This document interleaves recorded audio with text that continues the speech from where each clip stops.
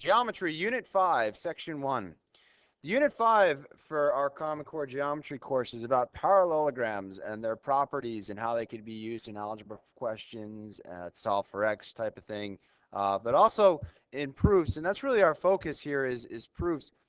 We just finished our chapter on triangle congruency proofs, and we're going to see a lot of crossover here. We're still going to be proving a lot of congruent triangles, but we're going to see a lot of these triangles inside of various parallelograms. So the most important piece of this whole chapter is to really know well the different properties of the parallelograms. So we're going to have a lecture on each of those. Today we're going to cover the trapezoid, and then the next one's going to be the standard parallelogram, and then we're going to have the rectangle, and then the rhombus, and then the square. So all of these different polygons, they're all quadrilaterals. Quadrilateral means that it has four sides, and it's basically a shape. And so all these have different properties, a lot of crossover properties, but that's really the core. If you can really remember these properties of the specific shapes, then this whole chapter is really not going to be that bad. You're going to see a lot of the proving triangles congruent like in the previous chapter, a lot of, solve for angle x, knowing the properties, stuff like that. But it's all, the underlying principle of all of it is the special properties of the various shapes. Now, we start off in section 1 with the trapezoid, and the trapezoid is not actually a parallelogram. The trapezoid is a quadrilateral in which at least one pair of opposite sides are parallel. At least means you could have more than that. Now, because it's a quadrilateral, at most it's two pairs of opposite sides parallel. We can't have three pairs of opposite sides parallel because then there's more than four sides. It's not a quadrilateral. But a trapezoid has at least one pair of parallel sides. It can have more. So when we do get to the parallelogram in the next video here, this has two sets of opposite sides parallel. This is a trapezoid because it has at least one set. So if you have two sets, you're a parallelogram. If you have one set, you're a trapezoid. But a lot of these shapes are kind of also other shapes. Like a square is a rectangle with additional properties kind of deal. So a parallelogram is a trapezoid because it has at least one pair. It actually then has two pairs. But anyways, let's get back to the trapezoid. So a trapezoid has at least one pair of opposite sides parallel, but it can have more. So for this example here, this illustration, we could say that AB is parallel to DC. And for the most basic trapezoid, that's it. There's really nothing else special to it, just one pair, at least one pair of opposite sides parallel. In this case, the other opposite sides are not parallel.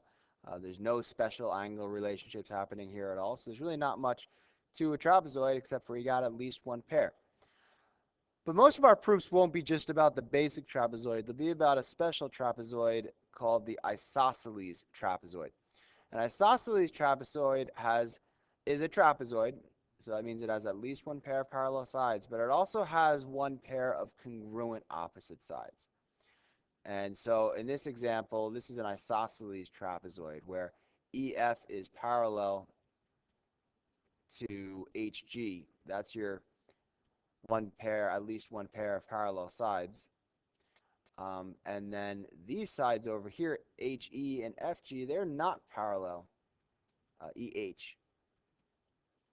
They are not parallel, they are congruent. And I actually put a congruent symbol, I'll change that. FG.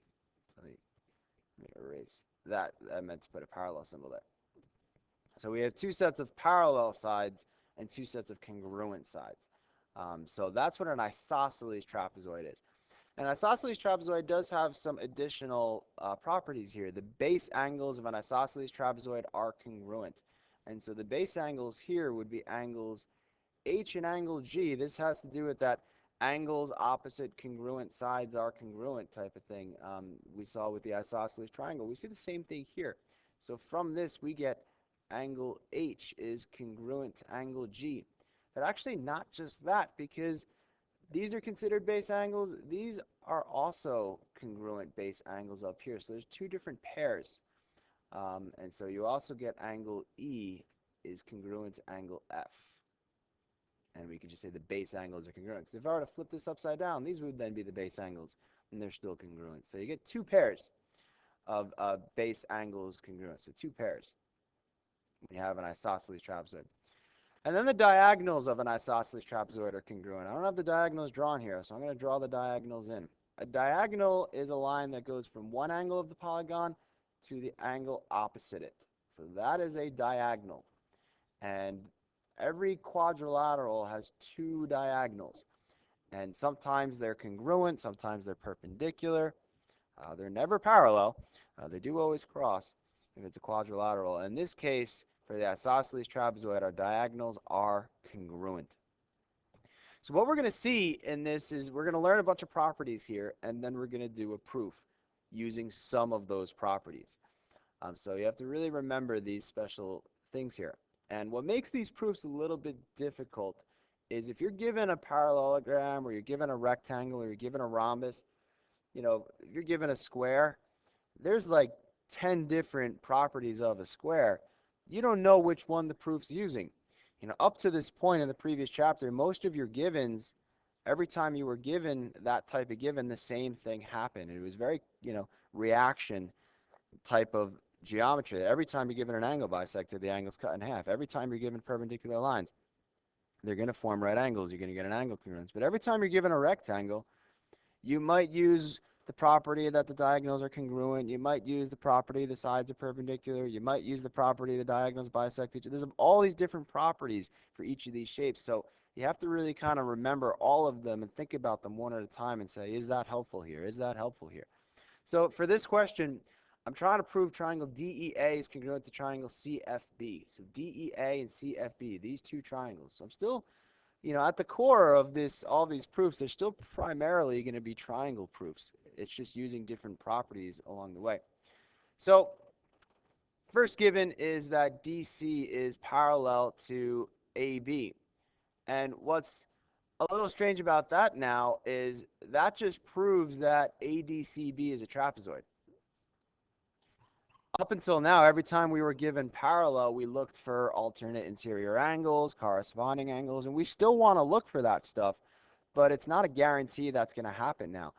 They might be giving us parallel sides to show us that it's a parallelogram or a trapezoid or something like that, and that's really what this is happening here.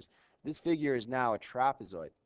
And I can include that statement that ADCB is a trapezoid because a trapezoid has at least one pair of parallel sides. We don't need to include that, but that's really what this is hinting at. This is hinting at a trapezoid property,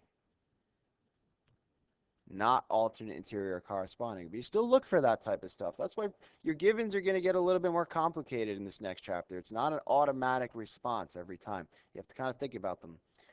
All right, so the next given then is AD is congruent to CB, and that's a side congruence between the two triangles I want there. But not only that, is now I don't just have a trapezoid, now I have an isosceles trapezoid. So these two givens together are creating an isosceles trapezoid. One set of parallel sides, one set of congruent sides. And then I'm allowed to use that information to say angle A is congruent to angle B because the base angles of an isosceles trapezoid are congruent. And that's, sometimes they'll tell you in the given, this is a trapezoid, or this is a rectangle, this is a square. This one, it kind of didn't really tell us that. We had to kind of figure out that these two givens together form an isosceles trapezoid. And because I see that, I'm now allowed to use the properties of an isosceles trapezoid, such as the diagonals are congruent or the base angles are congruent. And that's really the one we wanted here. The rest of this proof has nothing to do with the trapezoid. The rest of this proof now is just regular triangle proofs as you know them. We have perpendicular lines form right angles here. And all right angles congruent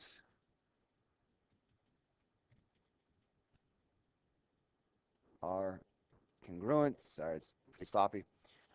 So that was over here, and we number them 1 and 2.